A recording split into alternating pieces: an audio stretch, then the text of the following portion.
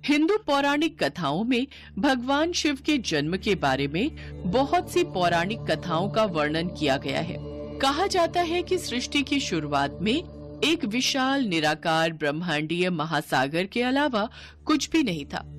ये महासागर सारी सृष्टि का स्रोत था, गर्भ जहां से सब कुछ निकला और अंततः सब कुछ उसी में लौट आया। ब्रह्मा जी सृष्टि के निर्माता थे तो विष्णु जी सृष्टि के संरक्षक थे, परंतु समय के चक्र को बदलने के लिए और सृष्टि के नव निर्माण के लिए भी एक ऐसी ऊर्जा की आवश्यकता थी जो सृष्टि का विनाश करके उसे पुनर्स्थापित कर सके। इस ब्रह्मांड को एक शक्ति, एक ऊर्जा की आवश्यकता है जो विनाश और कायाकल्प के माध्यम से संतुलन ला सके। इस दुर्जेय भूमिका को कौन निभाएगा?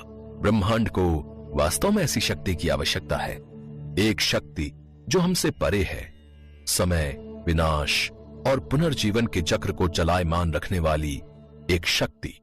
पर ऐसी शक्ति। ब्रह्मा जी और विष्णु जी आपस में अभी इसी विषय पर बात कर ही रहे थे कि अचानक उनके समक्ष एक स्तंभ यानी खंभा प्रकट हुआ जो प्रकाश से चमक रहा था। पृथ्वी की गहराइयों से लेकर आकाश की ऊंचाइयों तक वो चमकता स्तंभ फैला हुआ था। उस स्तंभ का छोर दिखाई ही नहीं दे रहा था कि वो कहां से कहां तक फैला है। ये कौन सी दिव्य चमक है, क्योंकि ना तो इसकी शुरुआत पता है ना ही इसका अंत। मुझे इसका मूल खोजना होगा, मैं इसका अंत ढूंढूंगा। ब्रह्मा जी ने हंस का रूप ले लिया और ऊपर की ओर उड़ गए और खंबे का ऊपरी हिस्सा ढूंढने के लिए निकल गए। वहीं विष्णु जी ने वराह यानी सुअर का रूप धारण किया और पृथ्वी में समा गए। उन्हें खोजते खोजते युग बीत गए, लेकिन स्तंभ का छोर नहीं मिला और दोनों ने हार मान ली। वे दोनों वापस आ गए। मैं मूल का पता नहीं लगा सका, ये समझ से परे है, और ना ही मुझे इसका अंत मिल सका। ये प्रकाश वास्तव में शाश्वत है। ऐसा लगता है कि ये प्रकाश सदा ऐसा ही रहने वाला है। तभी वहाँ भगवान शिव अपने सबसे मौलिक, उज्जवल और शक्तिशाली रूप में प्रकट हुए। शिव जी की आवाज पूरे ब्रह्मांड में गूंज उठी।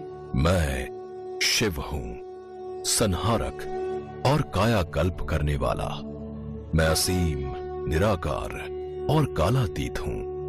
मैं संतुलन बनाए रखने के लिए ब्रह्मांडीय चेतना से पैदा हुआ हूँ। हमें आपकी ही प्रतीक्षा थी। हम आपका स्वागत करते हैं। ब्रह्मांड चक्र के तीसरे और महत्वपूर्ण पहलू भगवान शिव के साथ मिलकर हम सृजन, संरक्षण और विनाश के संतुलन को बनाए रखेंगे। इस प्रकार प्रकाश के ब्रह्मांडीय स्तंभ से भगवान शिव प्रकट हुए। पारंपरिक अर्थों में पैदा नहीं हुए, बल्कि ब्रह्मांडीय चेतना से ही प्रकट हुए।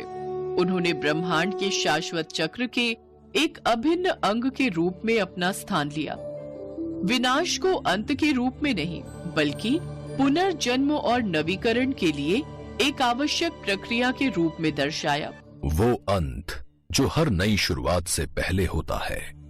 विनाश और सृजन का मेरा नृत्य ब्रह्मांड की शाश्वत लय को कायम रखेगा। भगवान शिव ने अपना ब्रह्मांडीय नृत्य तांडव शुरू किया। ब्रह्मांड उनकी ऊर्जा से गूंज उठा, जो विध्वंसक और पुनर्जीवन कर्ता के रूप में उनकी भूमिका का प्रमाण है, जो अस्तित्व के अंतहीन चक्र का एक अनिवार्य हिस्सा है।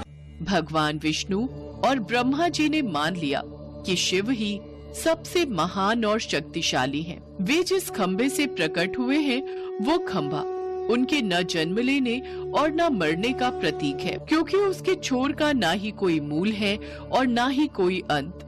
भगवान शिव स्वयं आदि और स्वयं अंत हैं।